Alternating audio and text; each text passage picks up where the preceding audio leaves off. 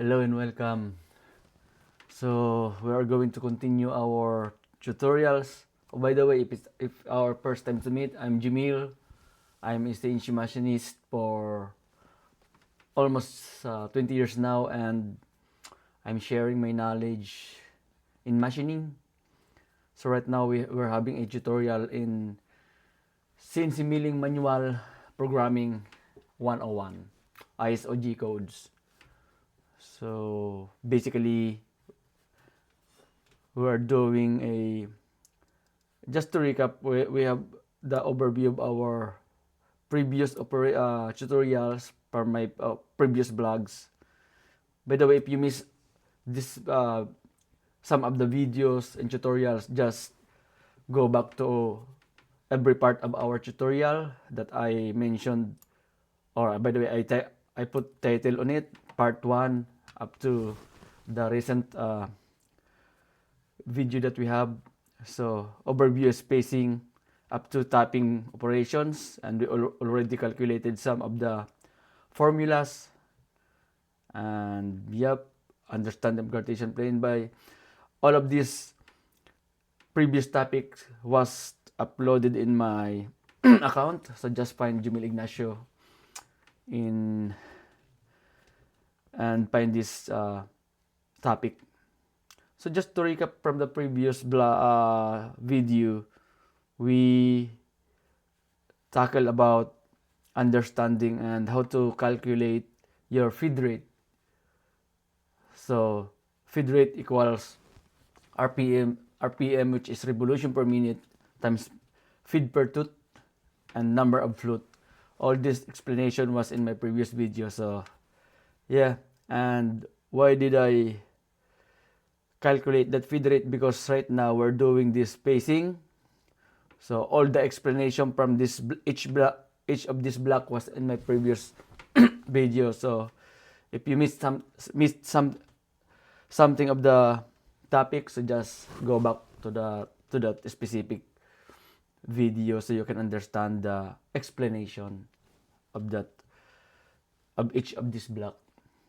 So right now that's that G1 x negative 225 y negative y2 negative 125 feed rate 765, and that feed rate 765 is the explanation of how to get this feed rate on this sample program that we tackled last time. So when the machine read this G1 x negative 225 y negative 125, so from the first positioning, which is G54 x 225 y negative 125, so basically if this is our tool, when the machine read this G1 x negative 225, the last block that we have, which is the linear movement G1, so basically the tools will gonna move from this right, and it will cut the part going to this side.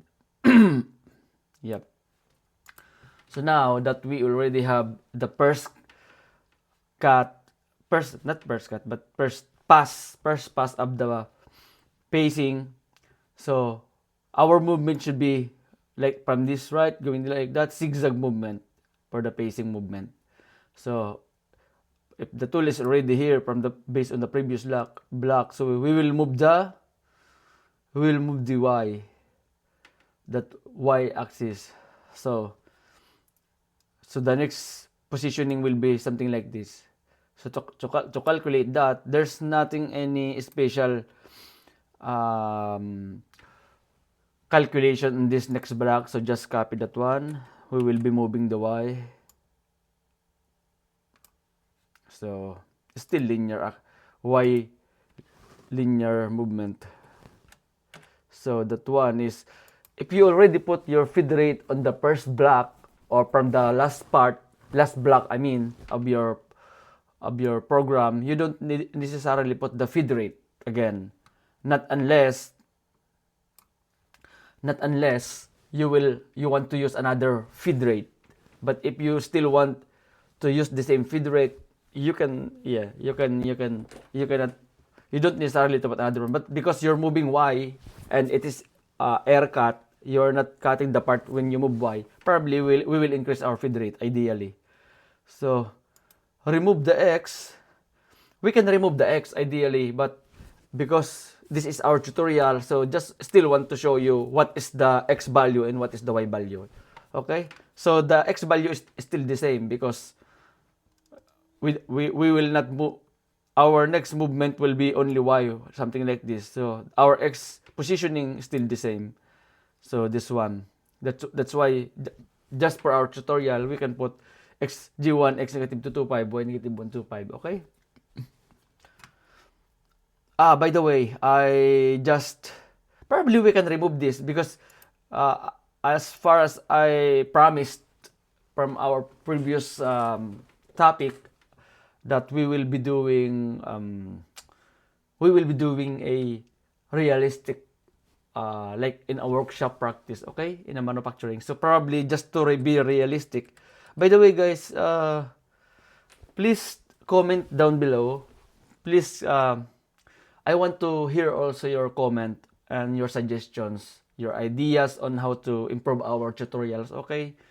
So if you have any you want to comment or suggest anything just to share another improvements to how I deliver this tutorial, please comment down below, and I really appreciated your comment, guys, so we can improve our way of sharing this kind of tutorial. So please comment down below whatever you're thinking, if you're happy and if you're also not satisfied with our how we share this kind of topic. Please comment down below. I want to hear whatever is in your mind, so we can improve our the way we share this ideas.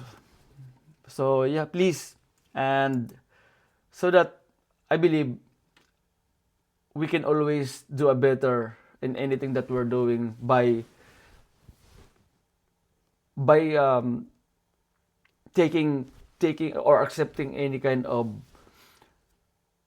comment or compliment to whatever we are doing, so that way we can improve the way we share our what we are doing right now. So please, if you have anything to say, if you're happy or not satisfied, or you think you have a better idea how we share this kind of information, please, guys, I really appreciated your effort to comment in our videos. Yeah, thank you. So to proceed, unless you want to change your feed rate, or you don't want to change your feed rate, you can erase that one. But because our movement is Y, so ideally we are in the air cut, so we don't have any part to cut moving in the Y something here. So ideally I will increase my Y just to, in manufacturing practices, efficiency, and as much as you can, if you can increase your running time of the machine, so much better. So in manufacturing practices, always increase your tool if it is free from any cutting.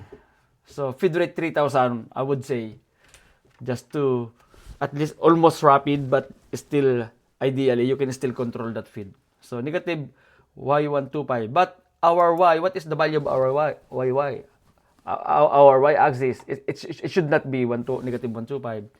So if the diameter of our tool is 100, so 100, then you want to move in going up.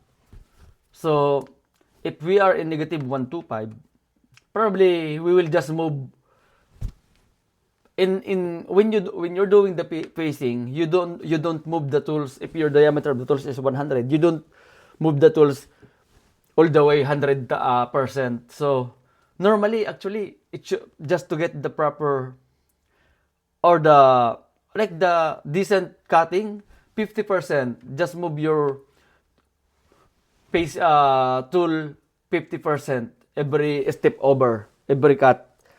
Like if your what I mean with stopover is if this is your if this is your cutting,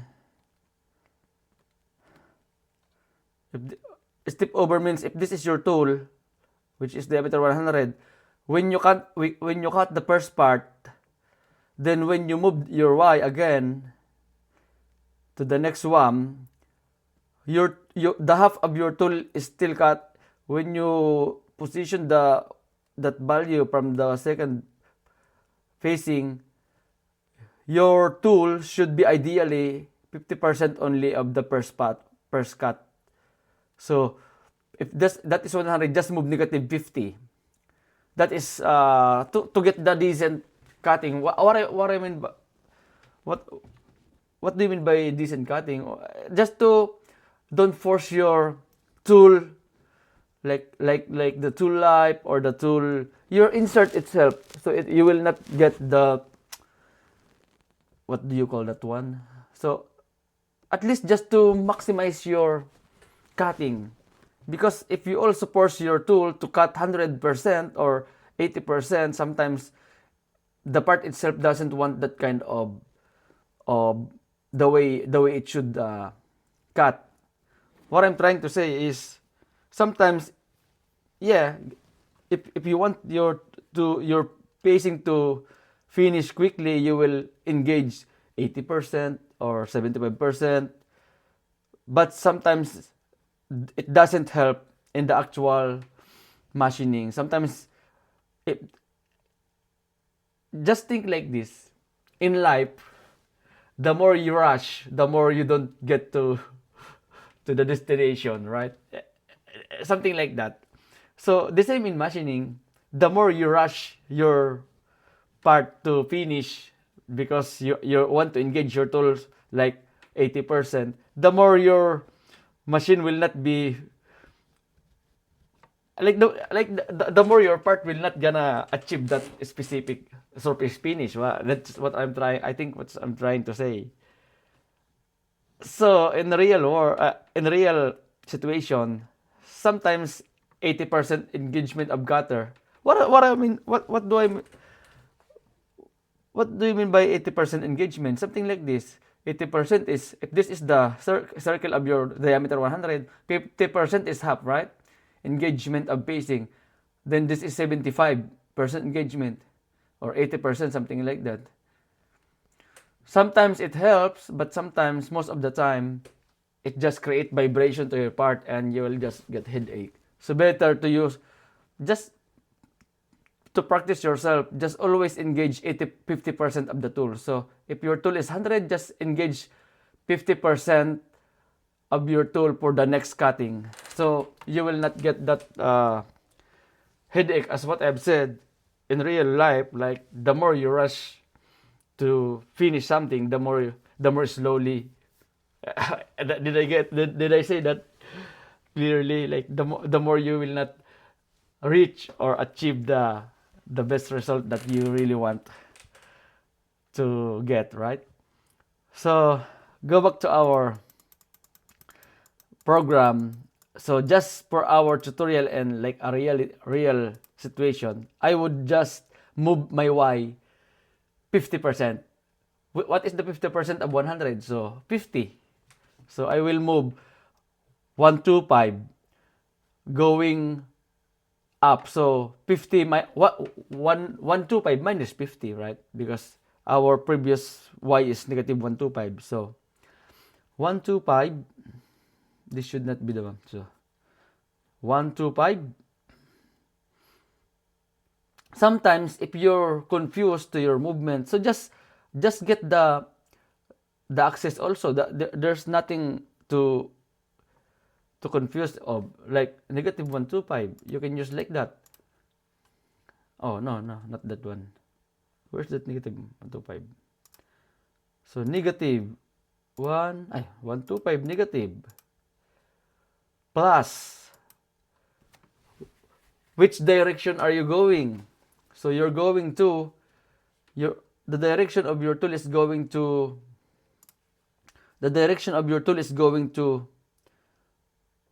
forward. So in our Cartesian plane, that is positive, right? From here to there, positive. So go back to calculator.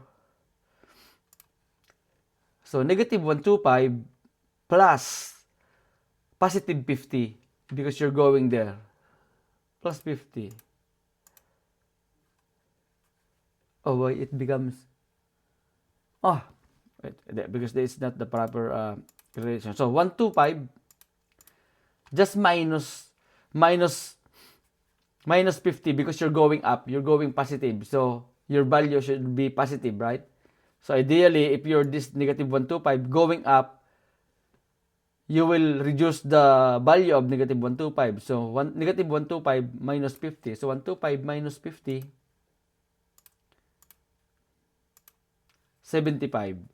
So this positioning from negative 125 to there, you will gonna move 50% of your tool, and that is 75. So 75.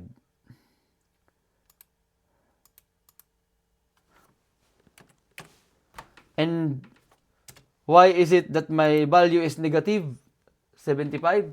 Yeah, because in our Cartesian plane, our coordinate is here on this middle. So meaning, just to be realistic, our tool is still below the y going to negative. Still our y is still somewhere here. Negative 125. Negative 75. Because based on the Cartesian plane that we have tackled last time, if your tool is somewhere here below, going to this side, going down to y, the value is always negative.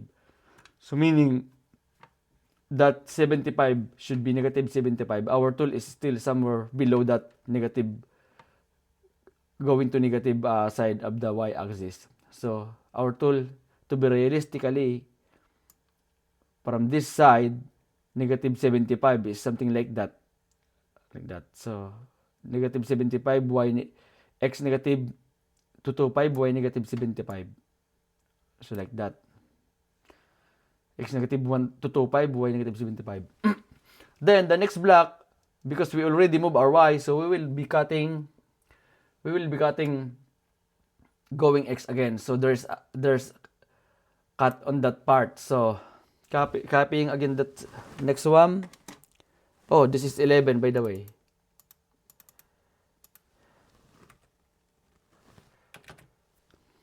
That's 11 block. Okay? Then this is y-axis. That is y-axis. Then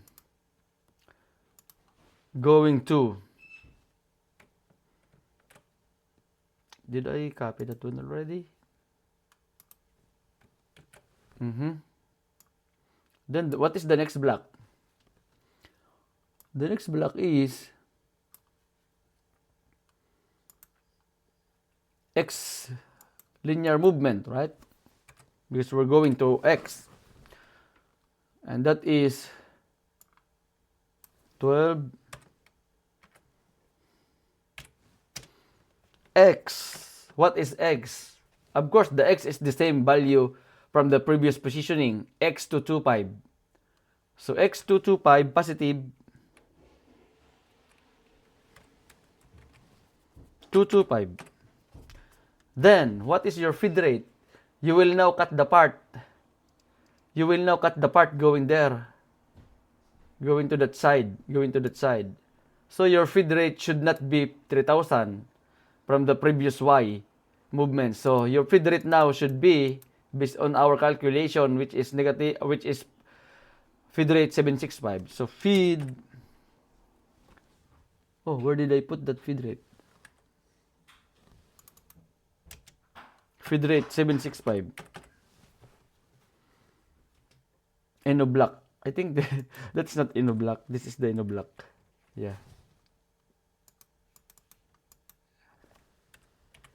Yeah, that's the Eno block. So the next movement should be x225 feed rate 765, because if you don't put another feed rate, it should be 765. what is the explanation of this kind of, like, how do you know if the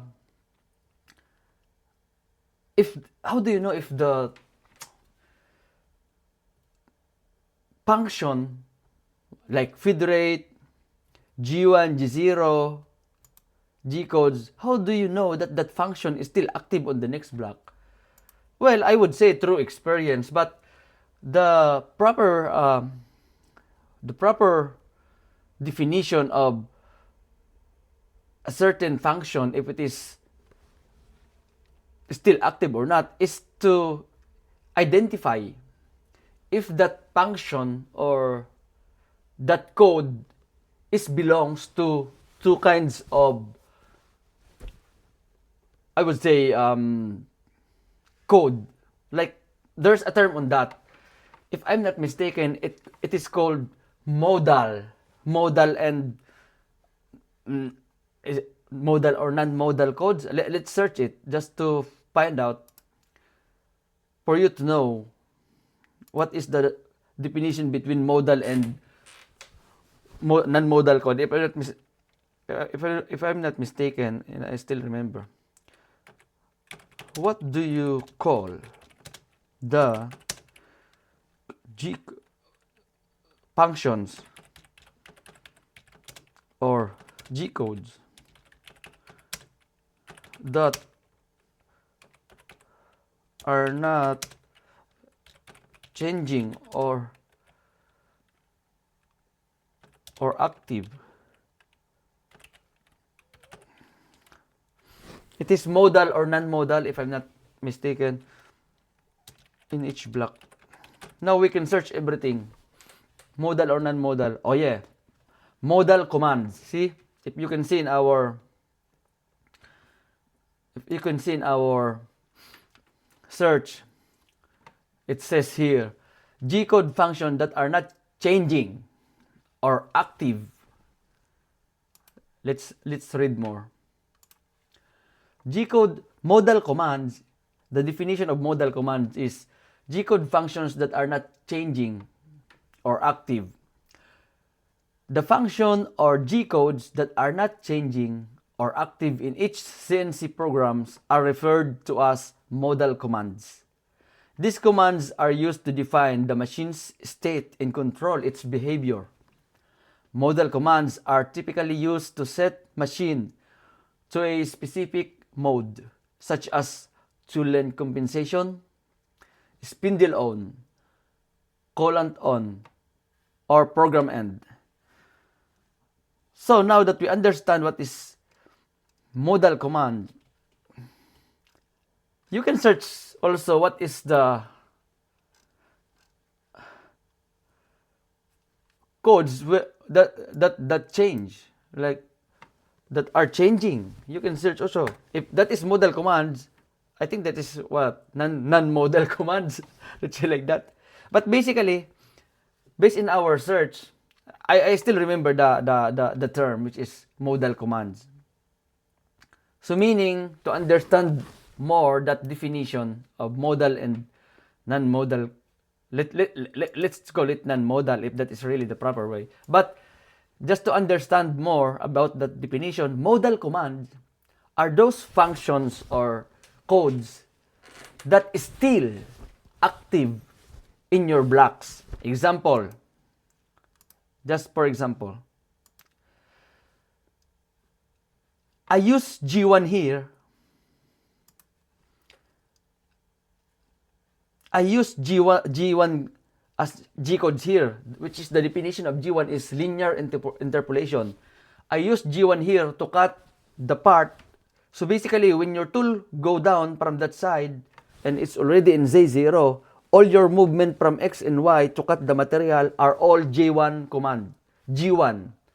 Unless you use G0 when you go to Y, but it's not ideally in the proper practice.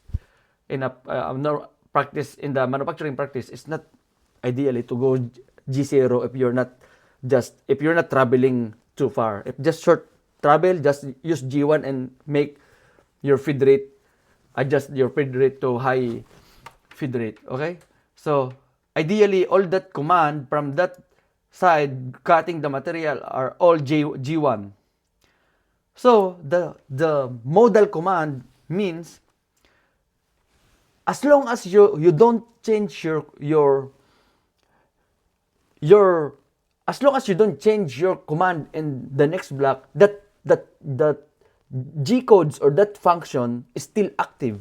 Meaning, if you see in our program, G1, X negative 225, Y negative 225, feed rate 765. So that from that one, it moves there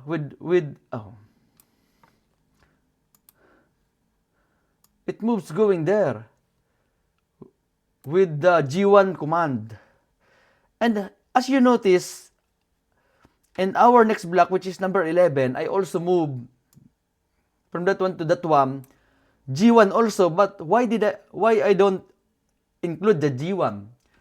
Because of the definition of that modal command, which means that G1 is still active on this next block. In the next block, which is the block number 11 and sequence block number 11 and block number 12, that G1 is still active on these last two blocks, unless I put G0 here.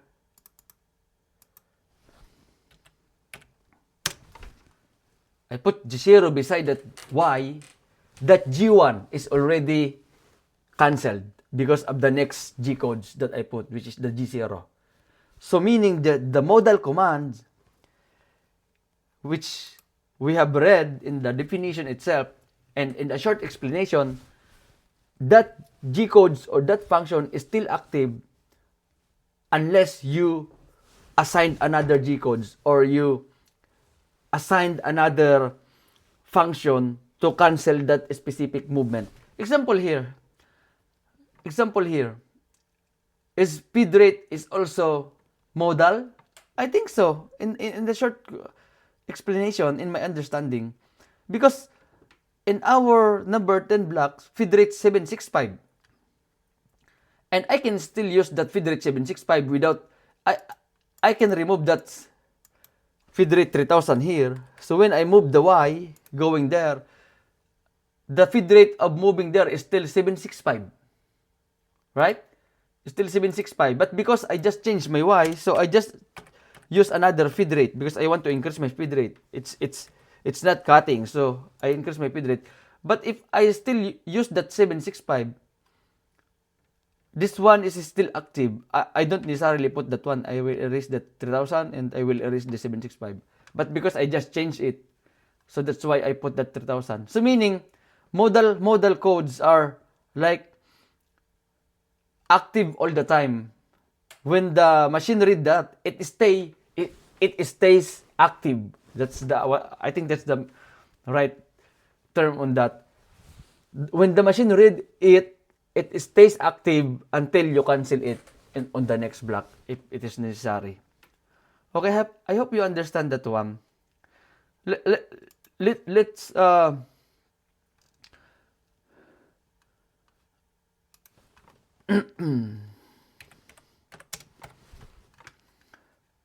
so G-code modal and non-modal commands. So the opposite of modal commands are non-modal commands. And that is the G-codes. Okay? So that is in G-codes. It refers only to G-codes. But ideally, the feed rate that I show you is also same principle how it works, feed rate. But ideally, that is also in G-codes. So G1 is linear, G0 is rapid, until you assign G0 here, somewhere here, so it will go rapid. But unless you still want to use the same movement, which is linear interpolation or linear movement on the next block of your program, you don't necessarily put another G1 on the next block. The machine knows already that the G1 is still active on the next block. So you just need an axis X and Y or Z movement for your positioning. So you don't need to put G1 again. Okay? But if you want to put G1, it's still okay. I just want you to understand the modal command and non-modal commands. Okay? So what are the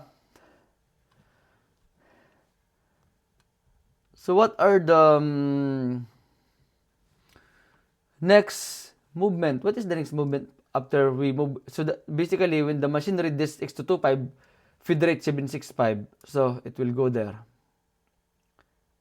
Okay? So now we will move our y again, going there. So I'll just copy this from number 11, copy. And y movement. And I will still use speed 3000 because we will be moving the y without cutting the material. So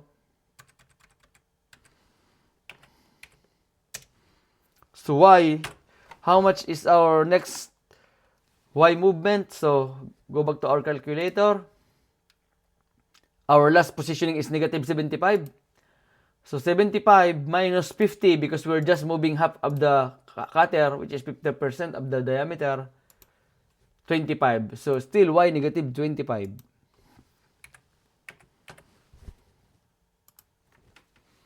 Y negative 25. So feed rate 3000. So our tool will gonna move y negative 25. From negative 75, our y will gonna move nearly to middle. So negative 25. Okay, that is speed 3000. So now our next movement will gonna move again, going to negative of x. So just copy this number 12. So that is now 14.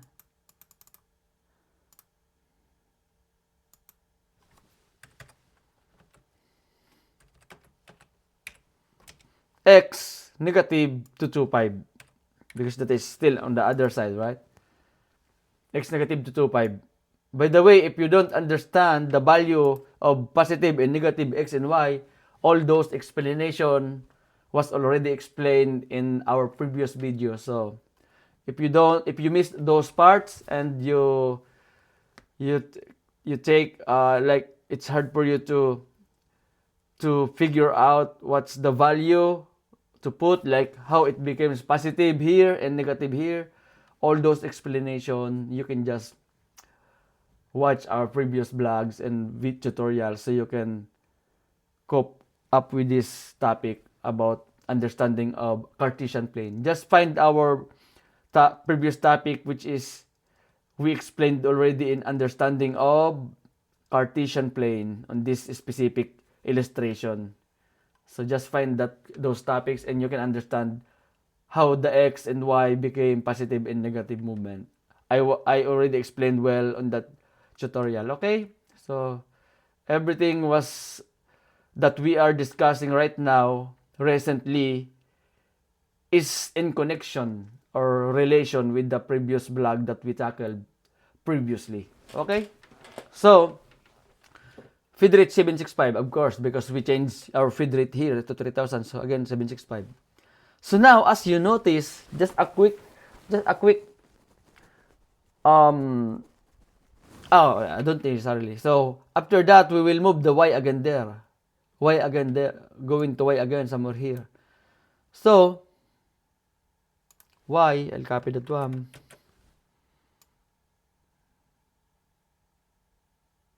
So that's number 15 now.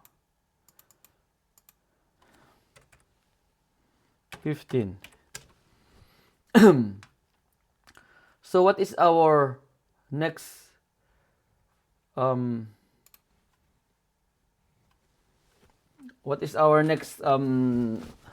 do you call that, movement now? So from negative 25 we will be going to y. Okay, we will be going to y again. So negative 25, I think I should explain the positive and negative value. Okay, I just don't find here the value itself. Let's say negative 25 or negative 25 plus, because we are going positive x plus 25, is the value we'll get right? I don't think so. It's 0. But because we already have how will not 25 but 50. I think it's okay. So our last position is negative 25 here, right? If you can see here, negative 25. So in your calculator, just label negative 25 because we are in negative 25 of y, right? Then plus 50 because we're going up. Our direction is going up of y-axis. We're going up. So plus 50, positive 50. So y equals, we are now in positive 25 now. Okay? So this one became positive 25. Did you get that? Example, our previous, let's say our previous positioning from negative 7, negative 125, then we will move 50. Let's do that. I just missed that part, so that in your calculator, if you're really confused with the movement, just imagine in our Cartesian plane, from your movement to this side, you're going up. So in your Cartesian plane, if you're going up or forward in your y-axis, moving up, the value is positive. Okay? Positive value. So just if you're really confused with that value, if it is positive or negative, just a quick tips on that. Type what the specific value of that positioning. Example, negative 125 from our first positioning here. Negative 125. Let's just recompute that y movement so that you can understand, okay? So y, negative 175. So negative 175, that is the positioning, right?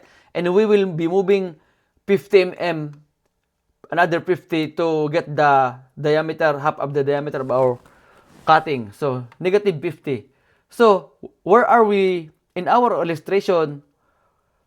Where the tool is moving, going forward, right?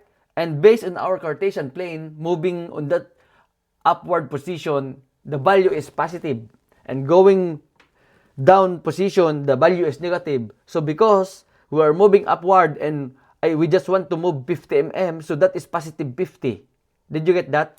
So from the previous positioning, which is type 8, negative 175 here, which is negative 75 here, which is I'll repeat it again because I covered that part.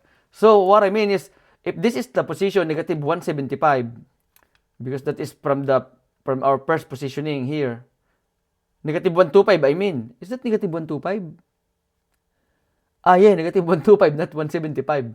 I confused again. So from negative 125, and we will be moving 50 going up. So in our Cartesian plane, when your tool goes up, the value is positive. So that, just a quick tip, from the previous positioning, which is negative 125, type that value in your calculator. Type that value in your calculator, which is negative 125. That is the exact positioning of your machine, okay? Then you will be moving 50 going up. Going up is positive y because you're pointing upward, positive y based on the Cartesian plane. So plus, just put plus 50. Let's repeat it again. Negative 125 plus 50, negative 75. Let's see if our second computation is right. Yeah, negative 75. Did you see that? In block number 11. In block number 11, did you see that? Negative 75 in block number 11. Then, going back again, we already crossed like this. We already crossed from that. I just rewind our tutorial. So it moves positive 225. Then we will be moving up again. 50 mm again. So 50 mm. So from previous value, which is negative 75, we will be moving positive 50 again. So positive 50 again because you're going up. Plus 50, negative 25. Let's see in our next value, which, oh yeah, negative 25. So our calculation is correct. Then, the tool will cut again from that position to this one, which we already moved in block number, to 25. Then, our next movement is 50 mm again from that position, going there 50 mm. So, that positioning is negative 25. Let's go back in our calculator. That is negative 25. So, negative 25 plus another 50 from this side going there, 50 plus 50 equals 25. So now, our value is now positive 25. We already passed the y0 of our origin. So we are now in the positive side of our y. So yeah, so after we move in positive y, which is this number 15 blocks, we are now moving to x again. So of course we will just copy that movement should be this one. This one again, number 12.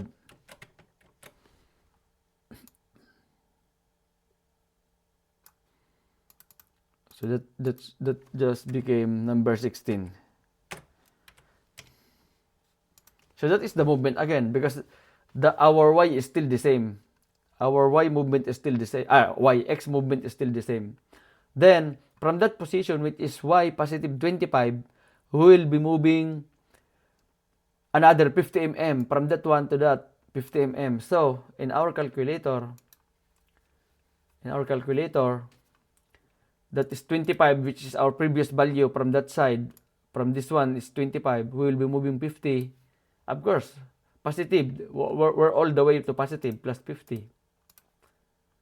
75. So that movement is 75. Okay, so that movement is 75. So we will be copying again this one. Copy V.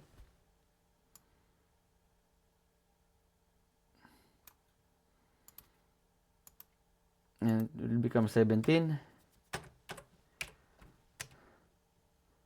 And it becomes 75.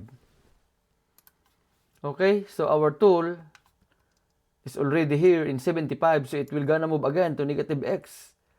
So I'm just copying the sum of the part, especially in x-axis, in this negative movement and positive movement, because we're not changing our x, we're only changing the y at the moment. Okay, as you notice, the y is just the one changing, but the x is still the same. It doesn't change, because the positioning of x-axis from left to right, left and right are just the same. It doesn't change actually. That's why we're just moving y. We're just calculated y movement at the moment. So, x negative to 25. So now we're in 75. Go back to the calculator that we have. From 75, we will again move the y going to this side. From 75, moving there. So, calculator, which is 75 plus 50, 125. So now go back to our program. The y will gonna move there from 75 to 125.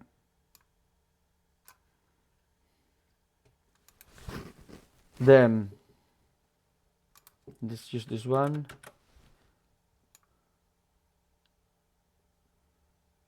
$19.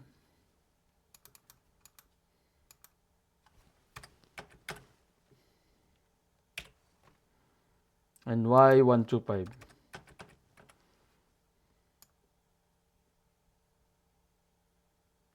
y125. Then, so our tool is already on that side, on that corner of the y. So we will just move last pass from that side, and that is again x positive 225 here. Copy.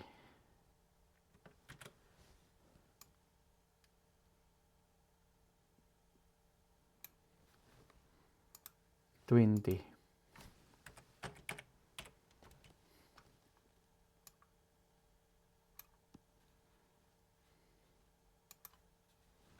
Yeah, and that is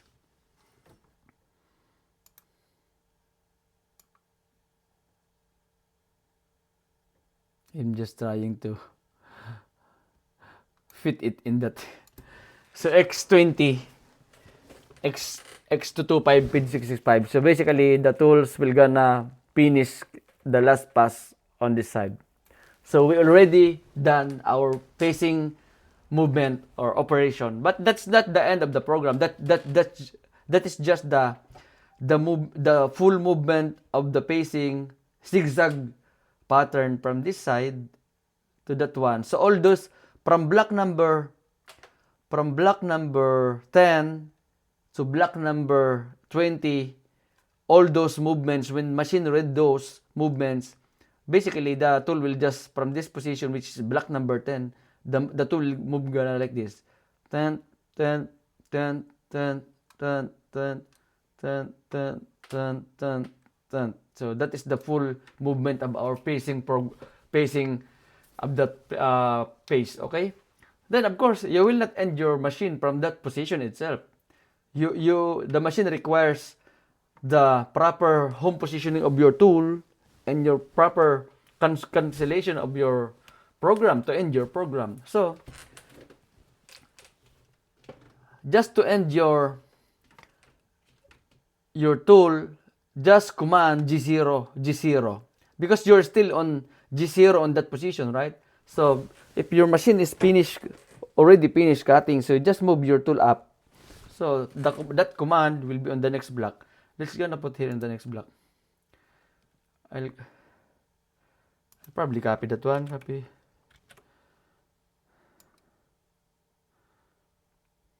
Probably put here. It's not so fancy, but yeah. So 21, that is not anymore X movement. That is G0. I think I'll just copy this side. G0. Do we have G0 here? Oh no. We don't have G0 from here. So let's just G0.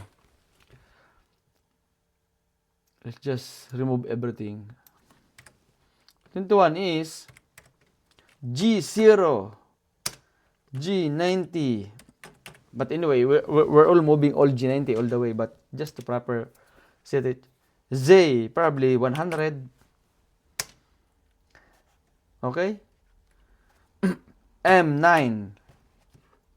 M9. Then,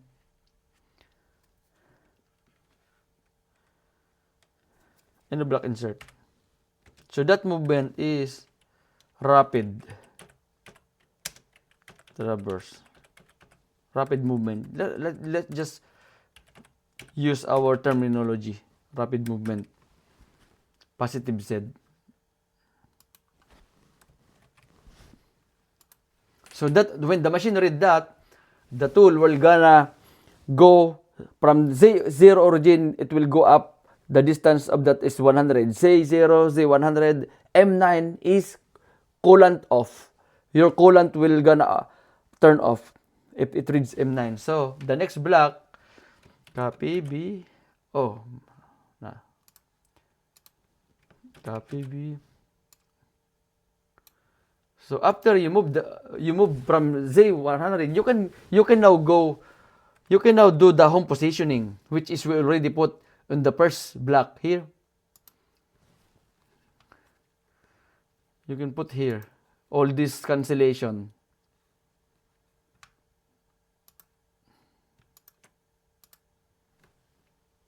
Copy B.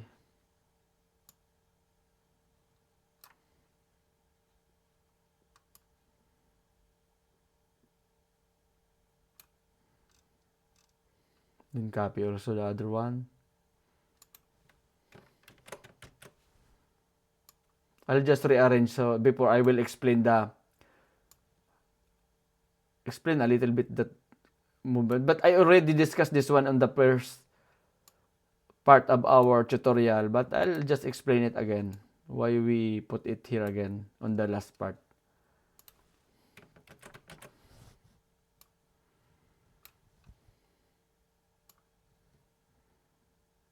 So that is supposed to be 22. And this one is 23. And this one is 24. So, yeah, it moves already G0 M9. Then you can include here.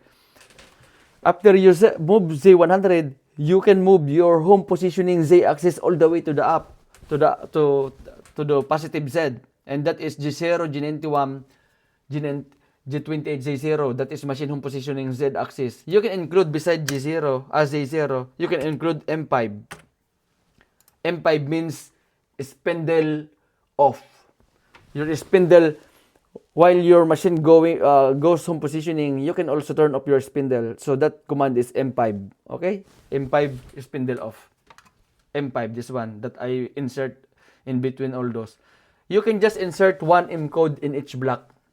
Okay? You cannot insert two M codes on the same block. Take note on that. You cannot insert two M codes on the same block. You can just insert one M codes on each block. So that's why if you notice, I put M9 here in G0Z100, and I put also, which is coolant off. Then I also put M5 here, which is spindle off when the machine positioning all the way to the up. Then again, X0, Y0 home positioning, it will go to positive side of the machine so that you can get a nice positioning when you want to at least to tool change your next tool or set your part, like setting your next part. So that's positioning. Then this G0, G80, G69 is just basically cancellation of the G codes, which is G40 is cancellation of cutter compensation, but we don't use cutting compensation at the moment, but still put all those cancellation. G80 is cancellation of canned cycle, which is drilling, tapping, something like that, cycles. And G69 is the cancellation of coordinate relation. Why did I put that one there? Even though we don't use like that kind of codes along here on the pacing operation. Yeah, ideally you have to put that because in the proper program, in one program, you don't just program pacing operation. After this pacing on your next block, you can set another operation like packeting, contouring, canned cycle. That's why always put the cancellation before, which is, if you notice, I put here that I explained this one well in our first video. Before and after each of your specific program operation. Always put the home positioning at the top before and the cancellation at the same time after each end of the program of your toolpath operation, which is right now is facing. So this is all of these are the codes that we use in just pacing operation, and it takes a lot of explanation from that first block up to 24. Our program is finished? No, not yet. We still have one more block remaining. And our last block, which is very important in your program, is M2 or M30, which is that definition means end of your program.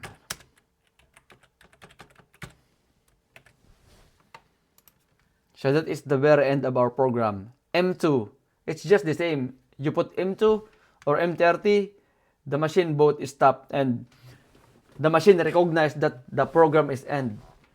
Unless you will still make another operation, which is tapping or drilling. So you don't need to put M2 right now here. You can put the M2 at the very end, but that is the one whole program of this topic, which is the pacing operation.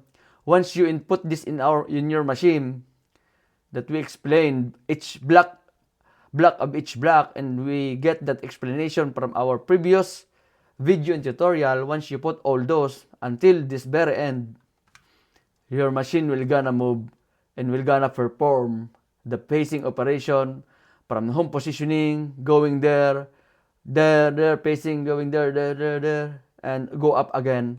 All those movements was here in pacing program tutorial from block number 1, explanation until the end up to block 25.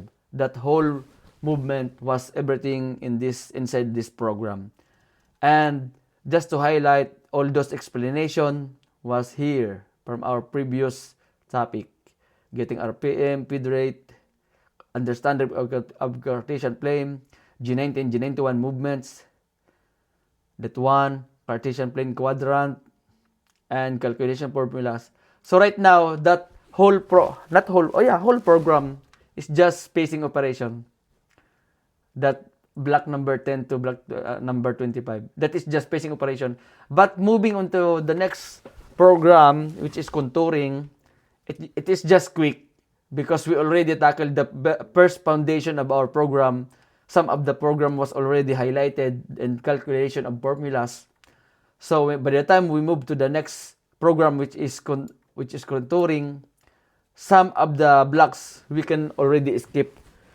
Some of the not escape, but we can initially quickly explain each block if it's already highlighted from our previous topic, especially G0, G1. We can skip that, how the difference of G0, G1. We can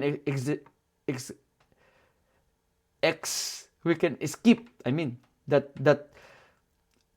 that explanation because we already tackled from the previous program. So yeah, basically all this pacing operation was done, and we will be moving to our next program, which is the contouring, and see you that one in our next video. And please follow me and Jimil Ignacio, and if you have any comments, suggestions, and ideas how to share our tutorial much efficiently, please guys, I appreciated your comments. So because I believe that in machining world there's no one pattern or step by step. So every tips and techniques that you have is it can help to everyone. That's why the one that I'm sharing right now is the one that I usually do in the shop. But I believe there's always something to improve. So there's no step by step. So there's just one way of how to get your part or program your part more quickly or more efficiently in every situation of your part, program, materials, and of course, especially your machine. So yeah, see you.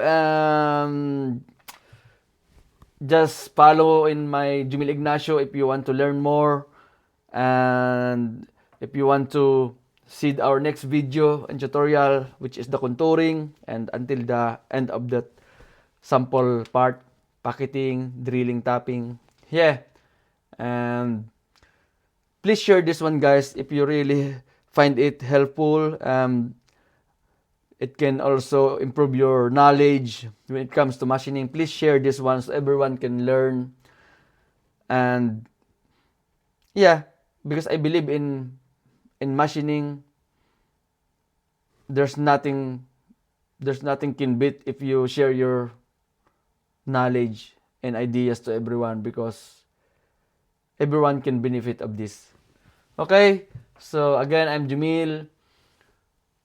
I believe in machining, it's always safety of ourselves, and especially also of our machine, because the machine will also take care of us when you maintain the safety of also of your working environment. All right, so only safety of yourself and safety of your machine at the same time. Bye bye.